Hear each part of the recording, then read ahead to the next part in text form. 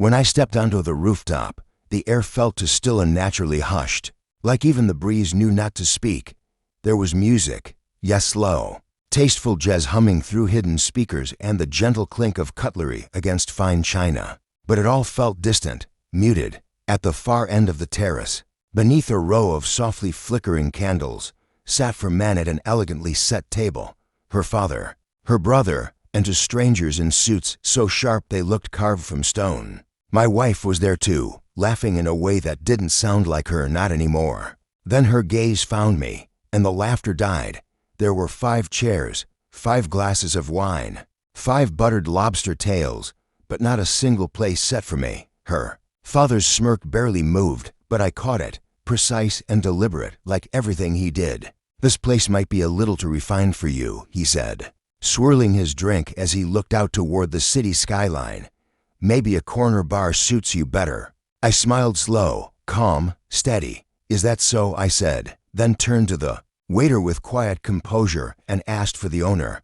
The waiter didn't even blink. He nodded with a respectful tilt of his head and walked off, because the owner was me. I used to think her father's disdain was rooted in old-fashioned pride, that he was just a traditional man clinging to the idea that no one would ever be good enough for his daughter. When Mira first brought me home, she warned me gently, half laughing, half earnest. "He's intense," she'd said. "He doesn't trust easily." I took that as a challenge. At every family dinner, I sat straight, spoke respectfully. I chuckled at jokes that had no punchline.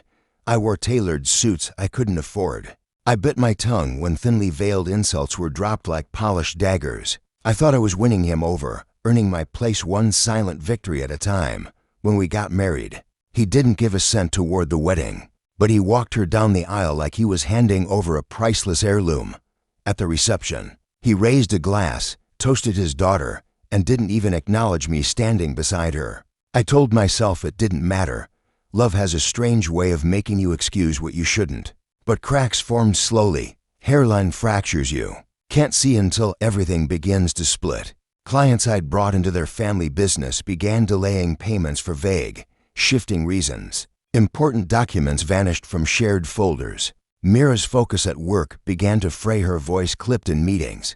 Her warmth at home replaced with silence. And one evening, while trying to print something from her laptop, I saw it. A group chat, her brother's message. "He actually thinks he's a partner now." And then, her father's reply, "Don't worry. He'll be under us soon enough." That was the moment it all shifted. Not the passive-aggressive comments, not the dinners where I was invisible, but that phrase, "under us." So I smiled and played along. I shook their hands. I showed up to meetings, dinners, holidays, and quietly, without fanfare, I started planning. I began investing, slowly, strategically. Shares in a rival bar, then another, then a third. I purchased a failing rooftop lounge. No one cared about peeling paint, cracked tiles, ghosts of better nights. I poured myself into it, rebranded it, restored it, gave it breath again. I became acquainted with the health inspector, someone who respected loyalty over bribes. I studied their business deep. I uncovered debts they'd hidden, missteps in accounting, faulty vendor relationships. I found their soft spots, the ones they thought were buried. And I waited 6 months, a year. Then I made 3 phone calls, one to the inspector, one to the landlord of their corporate offices, and the last to the manager of this very rooftop, who now worked for me. So tonight, when I walked in and asked for the owner, the waiter didn't flinch. He returned moments later with deference in his step and nodded to me with quiet acknowledgement. I saw the flicker of confusion in her father's eyes, quickly followed by something that hadn't been there before: fear. "What is this?" he asked, his voice cracking slightly. "It's a bit rude to host a dinner at someone else's property without inviting them," I said. Voice measured and soft. His hand tightened around his glass. "This isn't your place. It's not the old bar." I tilted my head, as if surprised. "No, you're right.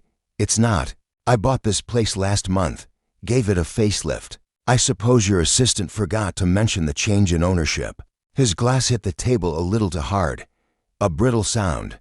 "You be careful," he muttered. "We don't serve threats here," I replied mildly. "Only wine." Mira stood, Then, slowly, her voice barely reached me. "Why?" she asked, eyes searching mine. "Why would you do this?" I looked at her for a long moment before pulling a slim black envelope from my coat and placing it gently on the linen tablecloth. Inside were screenshots of their group chat, copies of falsified financial records, and my formal resignation from the business they had tried to manipulate me through. What they didn't know, what they never considered, was that they were never part of mine. By the time they left, the health inspector was already downstairs at their restaurant, clipboard in hand, issuing a temporary shutdown for multiple violations, and at midnight, their office lease would be officially terminated. I watched them go silent, defeated, their pride crumbling with every step. Her father couldn't even bring himself to look at me. But Mira turned back once. Her eyes shimmered not just with tears, but something far more complicated. Fury, shame, maybe even a sliver of something that looked like understanding. "You planned all this," she said quietly. I didn't respond. I didn't need to. I sat down at their abandoned table, lifted her father's untouched glass of wine, and raised it in a quiet toast to the corner bars I once settled for. Then I drank and felt nothing, only peace.